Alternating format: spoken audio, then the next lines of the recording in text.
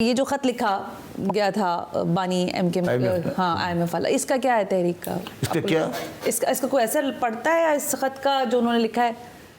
देखिए, दो बातें हैं इसकी। मैं बहैसियत पाकिस्तानी ये समझता हूँ कि हमें अपने मसाइल को इन फोरम्स पे नहीं उठाना चाहिए। दुरुस्त हो गया। और अगर PTI वाले ये समझते हैं कि उनके ख़त लिखने से IMF कोई पाकिस्तान की जो अपनी प्रोग्राम है उसमें डेफरमेंट करेगा, वो भी ठीक नहीं है। ऐसा नहीं होगा। ऑल्दो मैं भी PTI के का हमदर्द हूँ, उनका साथी हूँ। अच्छा, तीसरी बात ये है कि मगर एक चीज़ आपने गौर की होगी कि IMF वाले जो काम उन्हें नहीं करना चाहिए मगर वो पास्ट में ये करते रहे हैं कि वो सियासी लोगों से मिलते रहे हैं। बिल्कुल, ये मैं आपसे पूछने वाली। यहाँ पर उनकी ये एक बहुत बड़ी डेवलपमेंट थी कि जब वो मिलने भी गए और उनका वक्त भी मिलने गया। ये उनकी गलती है कि IMF का कोई ताल्लुक नहीं है कि वो हमारी सियासी पार्टियों से, हमारे अपोजिशन पार्टियों से हमारे सियासी मामलात पर बात करें। ये उनका गलत है। तो वो जब ये दोनों वहीं से मेरा ख्याल है शब्बर साहब आपकी कहते कलाम के साथ वहीं से रूम डेवलप हुआ, वहीं से उनके लिए रास्ता निकला है जी, वहीं से रास्ता निकला है। अच्छा, अब चौथी बात वो ये है कि IMF मगर इस सारी चीज़ का जो बुनियादी जो वजह है वो ये है कि हम इतने कमज़ोर हो चुके हैं माशी तौर पर और हमारी इतनी डिपेंडेंस हो चुकी है IMF के ऊपर कि पाकिस्तान का सिर्फ एक ही सब्जेक्ट है कि IMF का प्रोग्राम आएगा या IMF का प्रोग्राम नहीं आएगा। बिल्कुल ठीक बात। तो ये बात गलत, मतलब ये सियासी हम अपनी जो कहते हैं ना कि अपना जो सारा ट्रैश है, अपना जो सारा वो बाजार में कहते हैं ना कि अपने लिनेंस को पब्लिक पे धोते हैं, वो सही नहीं है। लेकिन इसी के पादाश में फिर मैंने देखा कि अभी जो कांग्रेसमैन हैं उनकी जानिब से लगभग 30 लोग हैं जिन्होंने एक खत लिखा अमेरिकी इंतजामिया को कि आप जो हैं वो फैसिलिटेट ना करें पाकिस्तान की इंतजामिया के साथ या उनके साथ आगे बातचीत ना चले। आपको लगता है उसका भी कोई असर किसी हद तक आएगा? इसको थोड़ा और आगे लेके चलते हैं। देखिए, इलेक्शन, इसी तरह का इलेक्शन हुआ बांग्लादेश में। बिल्कुल ठीक बात। और बांग्लादेश इलेक्शन के नेक्स्ट डे अमेरिकन ने आके कहा कि ये इलेक्शन शैम है। हाँ, बिल्कुल ठीक है, पब्लिकली कहा शैम है। उसके बावजूद उन्होंने आगे कोई मूवमेंट नहीं की, उन्होंने कोई एक्शन बांग्लादेश के खिलाफ नहीं लिया। पाकिस्तान के मामले में वो जो आगे जो कुछ भी कर रहे हैं, जो आगे वो करना चाहते हैं, अगर वो कर रहे हैं, मैं नहीं समझता कि कोई रुकावट पाकिस्तान के प्रोग्राम में आएगी। अच्छा, आपको लगता है कि ये सब चीज़ें अपनी तरफ चलती रहे लेकिन उसका असर कोई ख़ास नहीं होना? नहीं आएगी। और बहैसियत पाकिस्तानी के हमें कोशिश करनी चाहिए इंस्पाइट ऑफ हमारे तमाम इख्तलाफात के कि इन मामलात में हमारी आवाज़ एक हो। बहुत अच्छी बात है। अब इसी आवाज़ को अगर हम ज़ाहिर आगे बढ़ के बात करें, IMF का कर्जा तो लेना ऐसा है कि बस लेना ही लेना है, वो देने पर आमादा हो ना हो, हम लेने पर आमादा ज़रूर है। अब जब ये IMF का नया कर्ज आ जाएगा तो ये किन शराइत पर आएगा शब्बर साहब, ये अहम सवाल है। देखिए, दो चीज़ें बड़ी क्लियर हैं। पहले हम एक चीज़ बार बार हम एक बात कहते हैं ना कि IMF का कर्जा किन शराइत पर आएगा। इसमें आप लोग एक चीज़ मिस कर देते हैं कि IMF में कर्जा इसलिए दे रहा है, एक बहुत सारी वजूहात के अलावा एक बहुत बड़ी वजह यह है कि इस वक्त तकरीबन 8 बिलियन हमें IMF का वापस करना है। 8 बिलियन जी डॉलर उनका कर्जा मुझे खांसी भी नहीं आ रही नहीं, उसमें हमें वापस करना है। अच्छा, तो वो कर्जा देने की एक वजह ये भी है कि उनको अपना कर्जा वापस भी चाहिए ना। जी उनको ये रियलाइज हो चुका है कि अगर हमने इस दुकान को बंद कर दिया तो हमारे पैसे हमारे 8 फंस जाएंगे। तो वो एक उनका ऑब्जेक्टिव तो ये है कि इस दुकान को चलाते रहो तो हमारे 8 अपना पैसा भी निकलता रहे। अच्छा, दूसरी अब जो IMF है वो दुनिया में किसी जगह पे भी माशी बहाली की वजह नहीं बनता, ना उनका ऑब्जेक्टिव है। ये इंपॉर्टेंट है, उनका ऑब्जेक्टिव भी ये नहीं है। देखिए, ये हमारी गलतफहमी है कि हम समझते हैं कि IMF प्रोग्राम में जाएंगे तो हमारी माशी भलाई हो जाएगी। ये उनका ऑब्जेक्टिव नहीं होता। अगर हम माशी तौर पे तबाह होते हैं, वो कहते हैं ठीक है आप तबाह हो जाए, हमारा कोई ताल्लुक नहीं है। अच्छा, उनकी जो तमाम पॉलिसीज होती हैं वो ऐसी होती हैं, वो डिज़ाइन इस तरह करते हैं कि हमारा मैक्रो इकोनॉमिक्स जो है पैसे हमें वापस मिल जाए, कैसे भी मिल जाएं। मैं इसको और आसान कर देता हूँ। एक आदमी ने किसी बंदे से कर्जा लिया, ठीक हो गया, ठीक है, तो वो उसको वापसी चाहिए। तो अगर वो आदमी अपने बच्चों को 2 रोटी की जगह 1 रोटी खिलाएगा, मगर खर्च देने वाला कहता है मुझे वापस करना, चाहे अगर बच्चे को 1 रोटी खिलाओ, ये इस मिसाल से आप IMF को समझ जाए। वो ये कह रहा है कि मैंने आपको 100 रुपए दिए, अब आप जैसे भी चाहे मेरे पैसे वापस आपकी आमदनी 110 है, आप मुझे 100 वापस करें। अगर आपके बच्चे 2 रोटी खाते हैं, अगर 1 रोटी खाने लगे, मुझे मतलब नहीं है, मेरा 100 वापस आना चाहिए। अच्छा, उनका ये है IMF का सिंपल लॉजिक। कुलिया यही है उनका ना, ठीक हो कुलिया गया है और सही। हर खर्च देने वाले का यही तरीका होता है। बिल्कुल दुरुस्त फरमा रहे हैं। अब सवाल उससे आगे देखिए, IMF से तो कर्जा लिया सो लिया, हमारे पास हमने कर्जा लिया UAE से, हमने लिया है चीन से, सऊदीया से, ठीक है, ये कर्जा भी हमारे सर पर। और इसके अलावा 8 बिलियन तो वो अलग है। नहीं, हमने इसके अलावा मार्केट से लिया हुआ है बहुत सारा, जिसको हम फाइनेंशियल मार्केट कहते हैं, पेरिस क्लब कहते हैं, ये सब लिया हुआ है। अच्छा, अब मुझे ये बताएं कि ये सारा कर्जा मिल मिला के 140 बिलियन 140 बिलियन होता है डॉलर। हाँ, ये जरूर याद रखें। ये कैसे वापस होगा? ये सब माफ होते रहेंगे, एक्सटेंड होते रहेंगे? चीन कहेगा हम आपकी हिमालय जैसी दोस्ती की वजह से इसको मजीद एक्सटेंड कर देते हैं, सऊदी अरब कहेगा क्योंकि ये पाताल में गिरते रहते हैं तो थोड़ी किस्त और बढ़ा दो। उर्दू में मुझे उसका उर्दू लफ्ज नहीं आता। हाँ। जो एक लफ्ज है फोर्सिएबल, हाँ। मतलब आगे देने, फोर्सिएबल फ्यूचर में पाकिस्तान अपना फॉरेन कर्जा पे नहीं कर सकता, उसको आगे डेफर करना पड़ेगा। ये आप इस बात को आप भूल जाएं कि 2030 या 2040 या 2050 तक पाकिस्तान कभी अपना बैरूनी कर्जा अदा कर सकेगा। और ये देखो, इसमें कोई ज़्यादा बुराई नहीं है। बहुत सारे डेवलपिंग मुल्क कंट्रीज़ हैं जो हमेशा कर्ज़ों में रहते हैं और कर्ज के साथ करते हैं।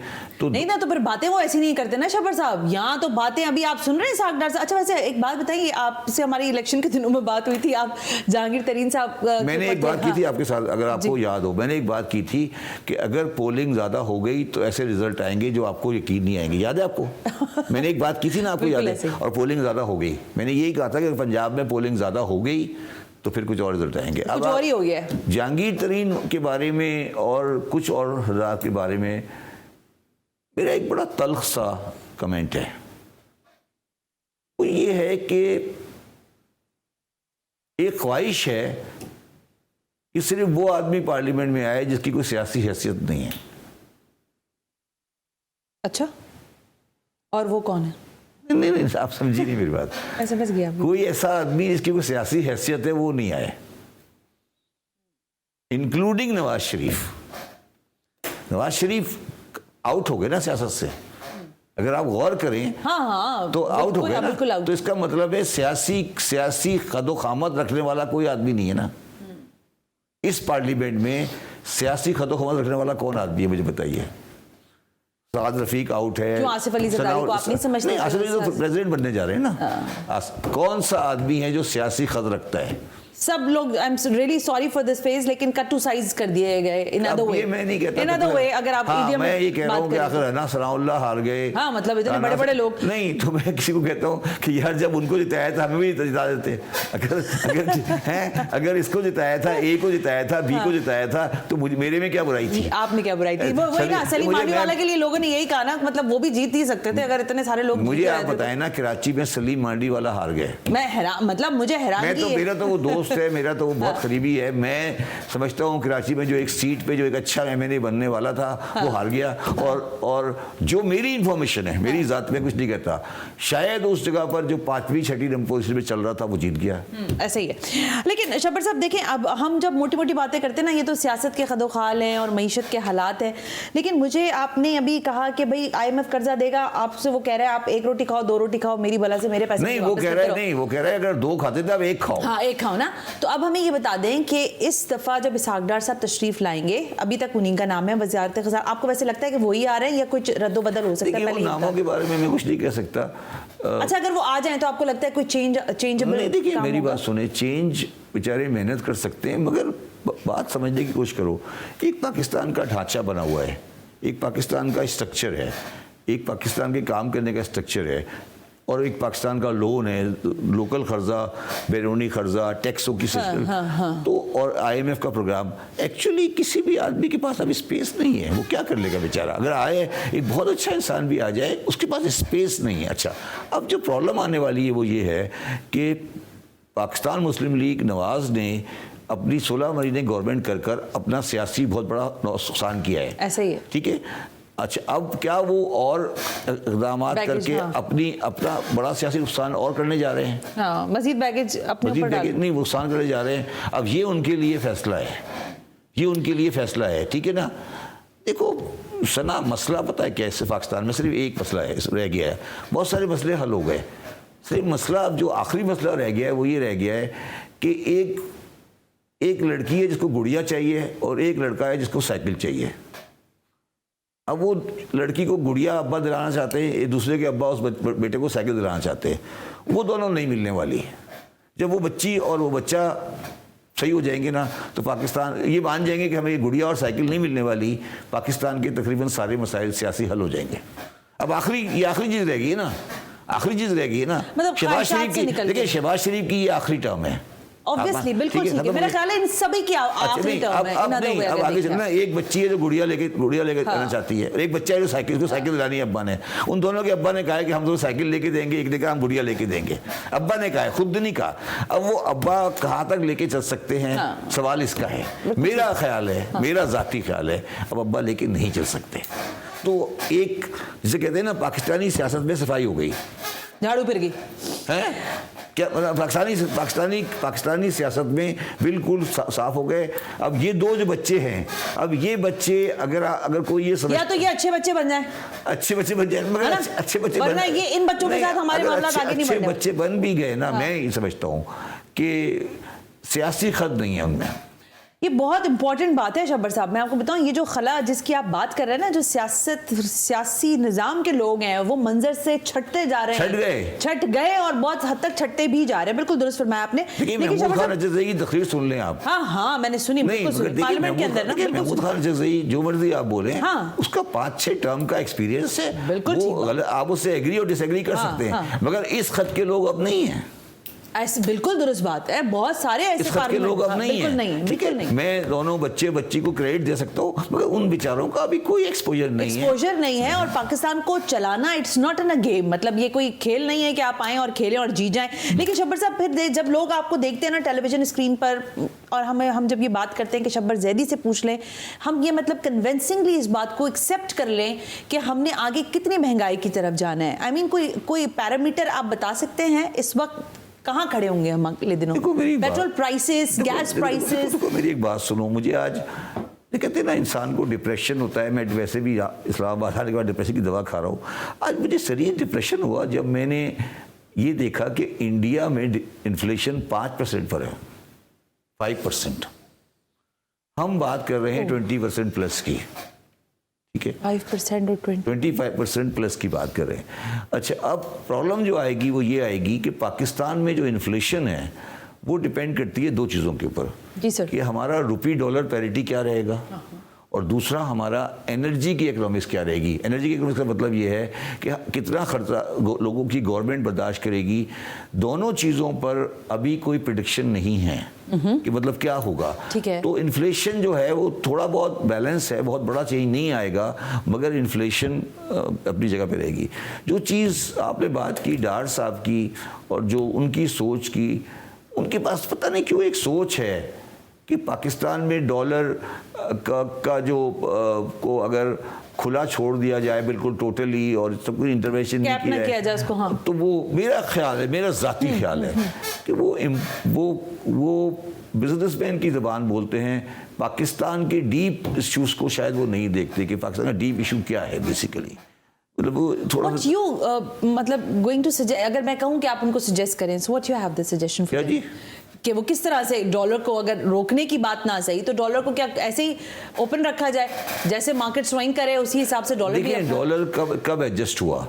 डॉलर उस वक्त एडजस्ट हुआ जब आपने अफगान ट्रांजिट ट्रेड को एडजस्ट किया, जब आपने एक्सचेंज कंपनीज को एडजस्ट किया, जब आपने हवाले वगैरह को एडजस्ट किया। तो ये सारे एडमिनिस्ट्रेटिव मेजर्स थे, और ये एडमिनिस्ट्रेटिव मेजर्स आपको पता होगा कि पाकिस्तान की सिविल एडमिनिस्ट्रेशन ने नहीं लिए। जी बिल्कुल, ये मिलिट्री एडमिनिस्ट्रेशन ने लिए। अच्छा, अब सवाल ये है कि क्या वो पीछे हटेंगे या वो डार साहब उनके साथ काम करेंगे? ऑब्वियसली उनके साथ ही काम करेंगे। नहीं, साथ तो काम करेंगे, मगर पास में तो एक्सचेंज कंपनी के साथ जाकर वो लोग बाकायदा बैठे अंदर। अंदर जाके बैठे, उन्होंने लोगों को पकड़ा, लोगों को सीधा किया। भाई आप देखें ना, गोल्ड प्राइसेस कितने अरसे तक ओपन नहीं हुए। अभी हमने जो लास्ट में ये सारा कुछ देखा था क्रैकडाउन के ऊपर, तो वो जाहिर है वो सब चीजों के सम्राट थे ना। कि नहीं, वो तो अब सवाल सिर्फ ये है कि आप ये कह रहे हो कि स्टेट बैंक ऑफ पाकिस्तान के बस का काम नहीं है एक्सचेंज कंपनी को हैंडल करना, उसके लिए हमें ISI चाहिए, ये कह रहे हैं आप? मतलब are you saying this? Are you saying कि हमें स्टेट बैंक जो है वो नहीं हैंडल कर सकता है एक्सचेंज कंपनी को, हमें ISI के बंदे को उठा के एक्सचेंज कंपनी को सेटल करना है? वो इतने बड़े क्यों हो गए कि उसके लिए आपको ISI चाहिए?